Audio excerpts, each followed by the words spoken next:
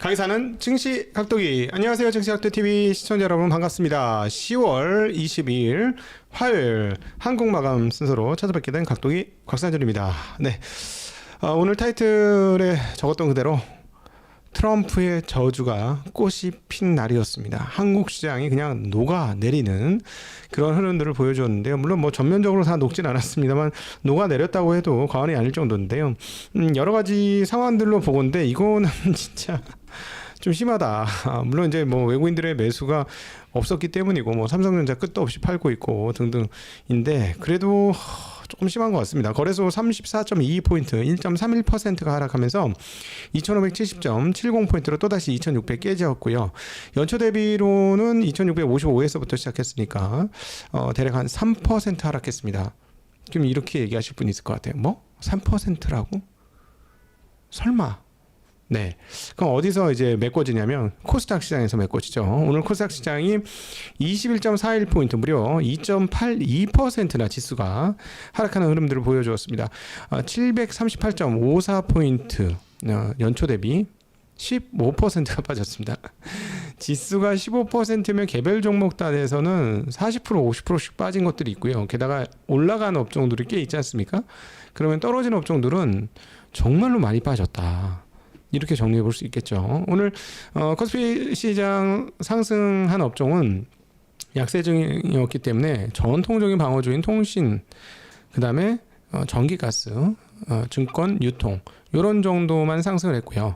하락 업종에 포진되는 하락폭이 굉장히 컸습니다. 2% 중반대 이상의 하락을 보여주기도 했는데요. 의약품, 의료정밀, 화학, 그리고 철강, 금속, 기계, 전기전자, 건설, 운수창고, 음식료, 운수장비, 종이목재, 입이 아파. 이렇게 많이 골고루 많이 빠지는 흐름들을 보여줬습니다.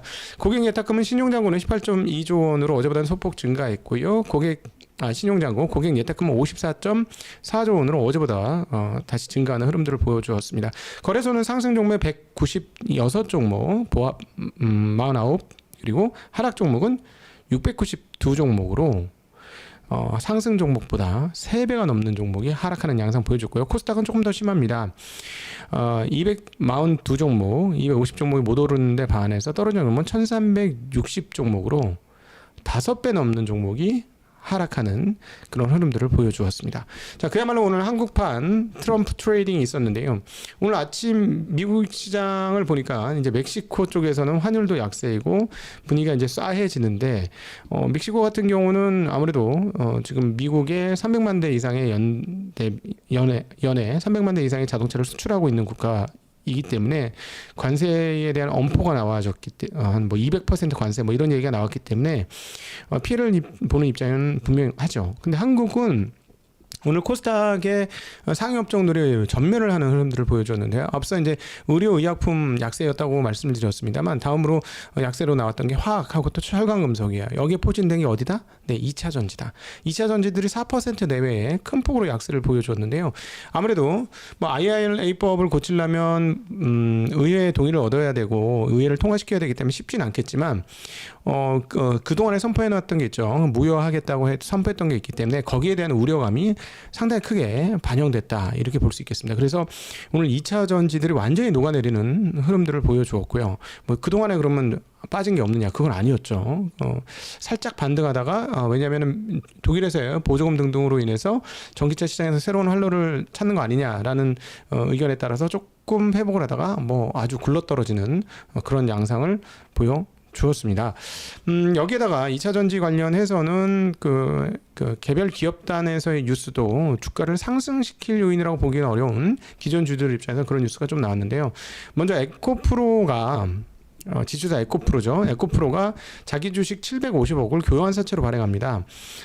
약 한 81만 주 정도 되는데요. 만기 이자율 2%, 표면 이자율 0%, 그리고 현재 주가인 7만 원대 후반보다 높은 9만 2천 원대의 그 교환 가치를 부여한 교환 사채이기 때문에 뭐 약간의 할증 발행이잖아요. 물론 이제 최근 주가가 이제 9만 원 갔었으니까 뭐 그렇다고 볼 수는 있지만 어쨌든 지금 현재가보다는 조금 높은 가격에 했으니 할증 발행이라 뭐 그렇게 나쁜 발행은 아니야라고 볼 수는 있겠습니다만 기존 주주들 입장에서는 이렇게 되면 9만 원대에 또 다시 750억 원의 물량이 오버행으로 딱 걸치게 되는 거죠. 그러면은 향후에 오를 때도 9만 2천 원을 돌파하고 쭉쭉 가려면 이 물량 때문에 좀 부담스럽게 느낄 수밖에 없는 부분이 있겠죠. 그래서 이 부분은 기존 주주들한테는 좀 악재다라고 볼 수 있겠고, 그리고 자기 주식을 소각하는 게 아니고 자기 주식을 이쪽으로 넘겨주는 거잖아요. 그런 개념이니까 분명히 주주들한테 안 좋다라고 볼 수 있겠고, 에코프로 BM도 오늘 공시 하나를 냈는데 설비 증설을 연기한다는 공시가 있었습니다.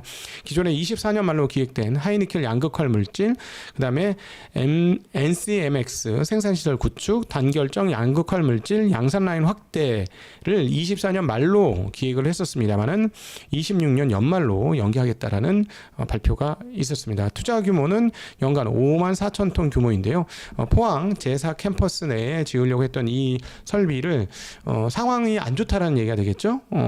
그 양극화 물질 파는 것들이 지금 설비 증설을 해서 많이 뽑아봐야 제값받고 못 판다라는 판단이 있었기 때문에 그런 것으로 추정이 되고, 이거 설비 증설을 멈췄습니다. 그러니까 그 업황이 계속 상승하고 있는 그런 상황은 아니다라고 정리해 볼 수가 있겠죠. 그래서 트럼프 그 이슈로 인해서, 그리고 바이오 오늘 엄청나게 많이 빠졌거든요. 바이오 대장주들이 엄청나게 다 빠졌습니다. 근데 이것도 IRA법에 보면 관련해서 충분히 생각할 수 있는 대목이고, 그 다음에 바이든 행정부에서 했던 정책이 다 뒤집어질 수도 있는 거 아니냐라는 우려들이 또 일부 작용했다라고 볼 수가 있겠죠. 그래서 그런 쪽이 그동안에 좋았었는데 빠지면서 코스닥의 낙폭은 훨씬 더 크게 나타났습니다. 코스닥 낙폭이 바이오와 관련되어 있다는 것은 뭐 시가상의 포진이 그렇게 되어 있다는 걸 잘 아실 텐데, 조금 이따 이 부분 다시 말씀드리도록 하고요. 반면에 말입니다.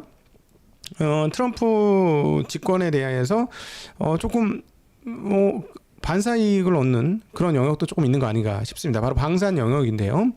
LIG 넥스원이 사상 최고가를 경신했습니다. 그리고 현대 로템, 하나 에어로도 뭐 사상 최고치 근처에서 지금 놀고 있으면서 오늘 이 어려운 시장에서 상승한 업종이 되고 있는데요.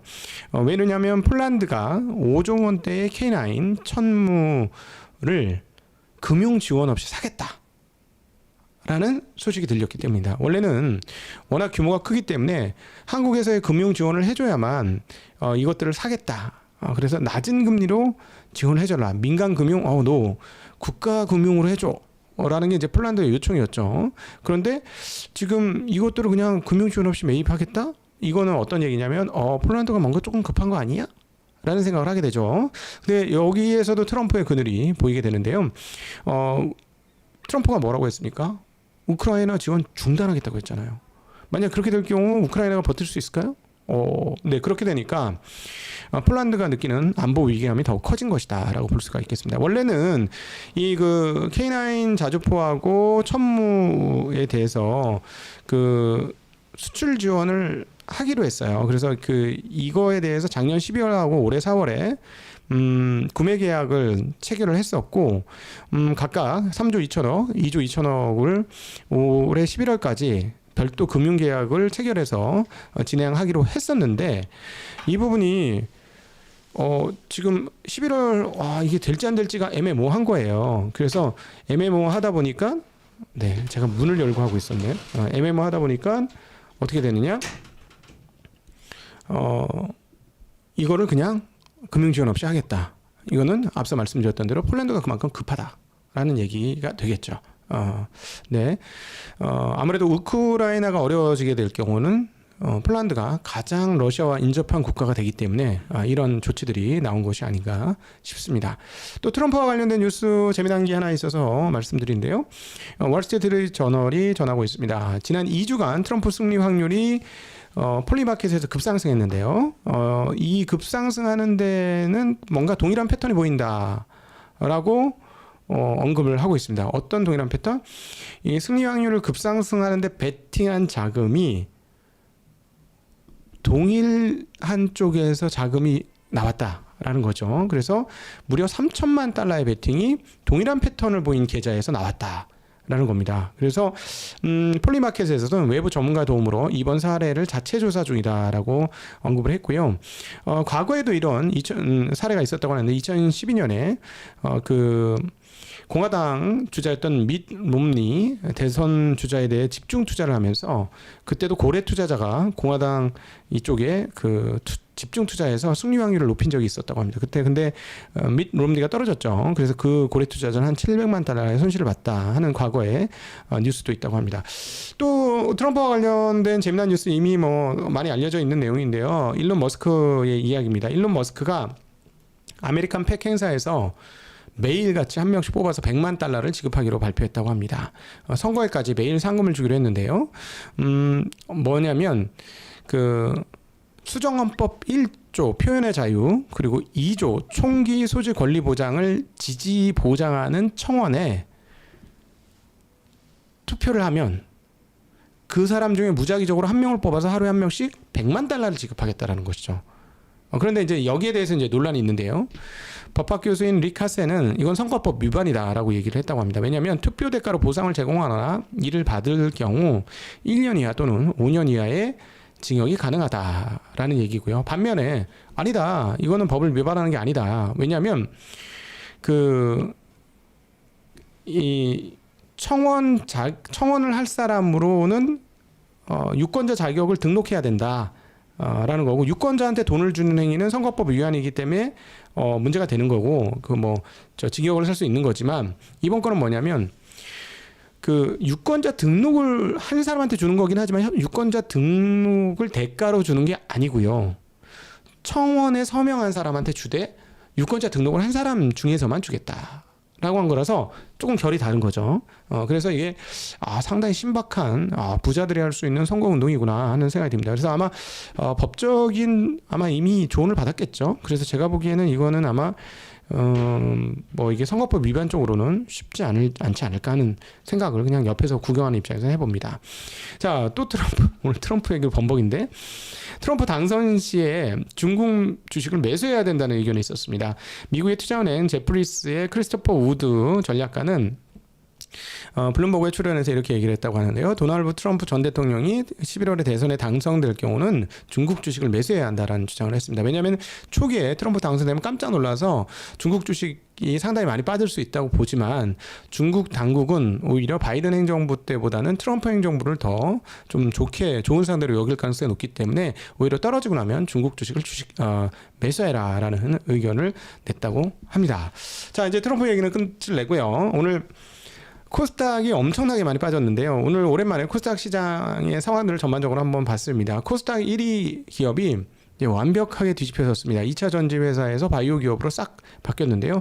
아시다시피 최근에 그 알테오전이 계속해서 상승을 하면서 오늘은 떨어졌습니다만은 계속해서 상승을 하면서 2차 전지 대장주인 에코프로 BM과 격차를 두고 1위로 완전하게 등극을 했습니다. 지금 알테오전은 시가총액 20.3조 그리고 에코프로 BM은 15.3조 약 15.3조를 기록하고 있어서 거의 한 5조 정도 차이가 나면서 1위와 2위가 바뀌었다라고 볼 수가 있겠습니다.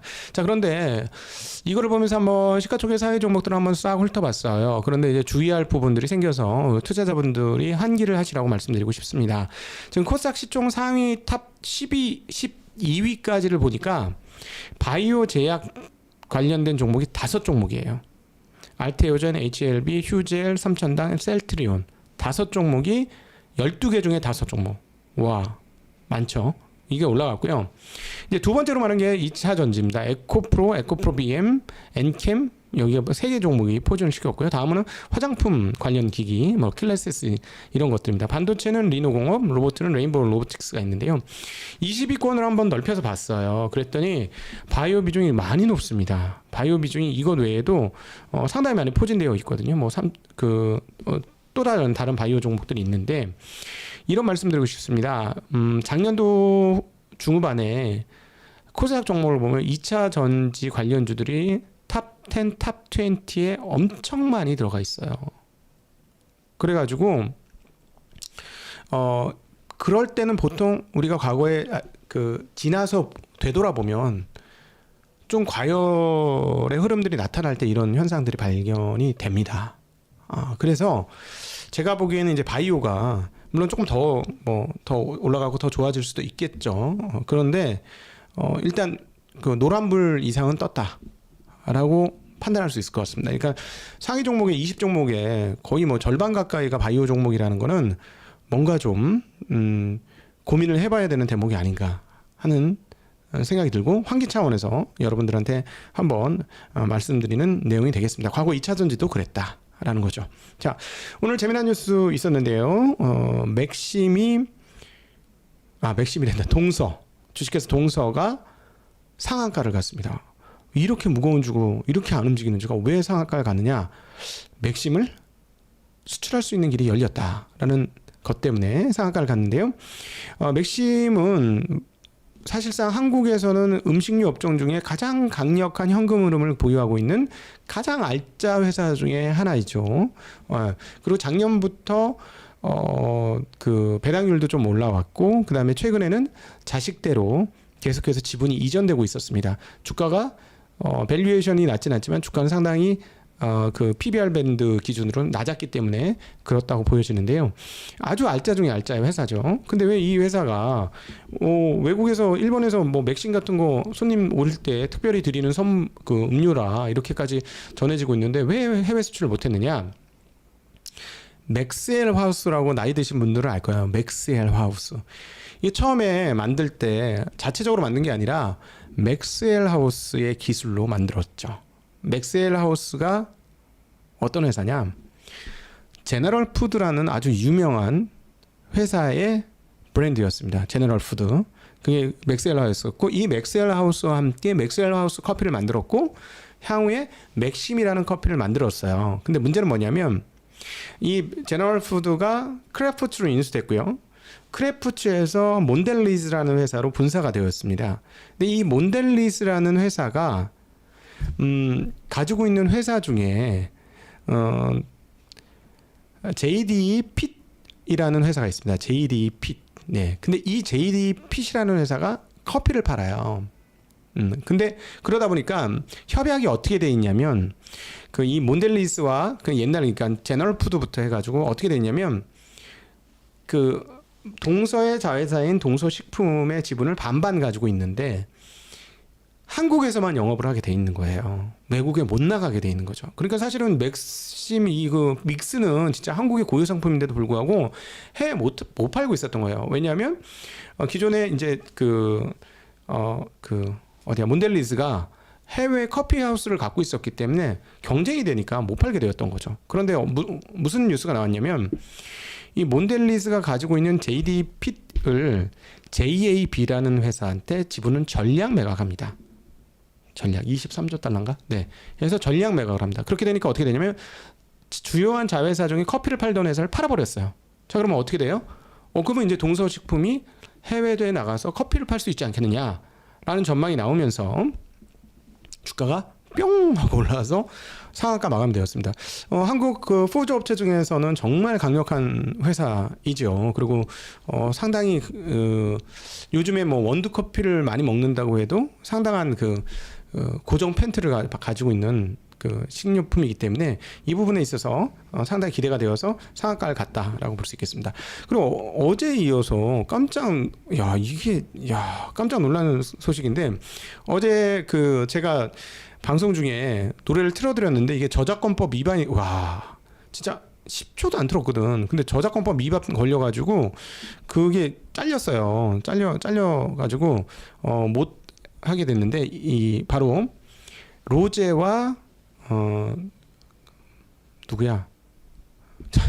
갑자기 죄송합니다.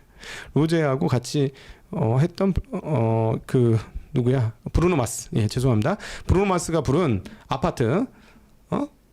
이런 거예요. 각도기가 좋아하는 랜덤 게임.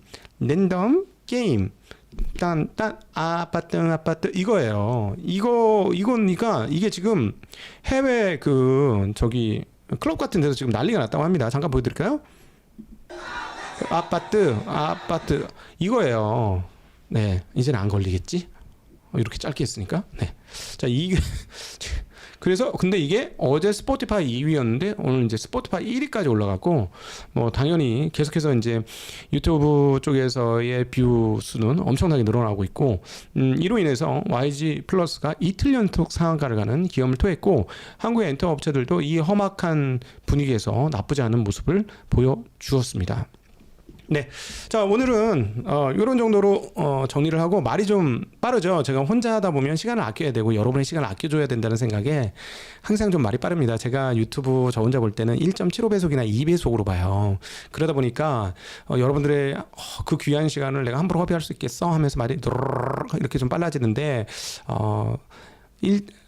답답하신 분은 1.75배속, 0.75배속으로 들어주시면 감사하겠습니다. 네, 오늘도 참 녹아내린 날입니다. 참 안타깝고, 맞다. 중요한 거 하나를 보여드렸어야 되는데 하나 까먹었는데, 수출입 10월 20일까지의 수출입 동향. 오늘 녹아내린 거 말씀 안 드렸던 것 중에 하나가 이제 전기, 전자, 반도체 완전히 녹아내렸는데요. 그 중에서도 오늘 이쪽 그 HBM 관련 쪽은 정말 좀 억울하겠다는 생각이 들었어요. 그 모습을 한번 보여드리고 오늘 마감하도록 하겠습니다. 네, 자, 수출입 현황 살펴보면은 보시면. 오른쪽에 보시면 오늘 재미난 게 나는데 중국이 이제 미국을 앞섰죠. 22%. 자, 이거는 뭔가 팔리고 있다는 거죠. 중간재, IT 중간재도 팔리고 있다는 거야. 이게 제가 보기에는 이게 안 팔리는 게 아니거든. 근데 자, 미국은 조금 줄었고요. 그다음에 베트남 이거는 뭐 스마트폰일 테고요. 유럽연합은 어차피 대만은 5.9%? 19억 달러? 뭐지? 이렇게 되는 거죠. 그래서 이제 밑에 사안들을 확인해 보니까 자, 볼게요. 주요 국가를 볼게요. 반도체 먼저 볼게요. 반도체가 다른 것들이 다 빠졌죠. 왼쪽에 보시면 수출 상황들 보면 승용차도 조금 빠졌고 전년 동기 대비. 근데 아직까지 이제 그 조업 일수가 많이 남았습니다. 10월 달에 남은 일수가 많이 남아가지고 요거는 다시 10월 달 말 기준으로는 다시 플러스를 낼 수도 있어요. 보시면 철강, 석유, 선박, 무선통신, 자동차, 부품, 정밀기기 다 빠졌어요. 근데 컴퓨터 주변기기하고 반도체는 올랐고 반도체의 상승폭이 전년 대비 36%입니다. 지금 이제 10월부터는 전년도도 최악의 상황에서 벗어나기 시작했는데요. 그럼에도 불구하고 전년 대비 상당히 높은 증가율을 보여줬으니까 나쁜 건 아니다. 그런데 재미난 게 이거예요. 여러분들하고 나누고 싶은 게. 보세요. 중국이 1.2% 올랐고 미국은 2.6% 떨어졌고요. 요 밑에 보니까 대만 얼마? 90% 증가야.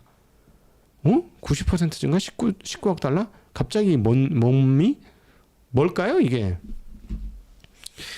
우리 방송을 계속 들으신 분들은 잘 아시겠죠. 이건 뻔한 거 아니겠습니까? 저는 이런 데이터가 나오고 있음에도 불구하고 곤죽났다. 오늘 시장에서. 참 재미난 대목이죠. 저게 100% 그건 아니겠습니다만 그럼에도 불구하고 마진율을 감안해 보면 이게 이제 10월 말 기준으로 보면 한 30억 달러 정도 할 것 같고 마진율 따지면은 10억 달러 내외의 마진이 나올 것 같은데 물론 그거가 전부는 아니겠지만 월 10억 달러 내외의 수익을 내는 기업을 거의 녹아내리게 한 게 지금 한국 증시다. 이건 무슨 말이냐? 한국 증시가 그냥 약하다라는 그런 얘기가 되겠습니다. 네, 자 이제 곧 여러분들과 함께 중국 마감으로 여러분 찾아뵙게 될 거고요. 자, 오늘 한국 마감은 이 정도로 마감을 하도록 하겠습니다. 함께 해주셔서 진심으로 감사하고요. 너무너무 힘들고 녹아내리는 과정인데 버티면 좋은 날 오지 않겠습니까? 22년에도 버티자 해서 23년 좋은 날 맞았는데요. 24년 이럴 줄은 몰랐네. 그래도 세상을 어떻게 알 수 있겠습니까? 잘 참아봅시다. 오늘도 함께 해주셔서 진심으로 감사합니다. 안녕.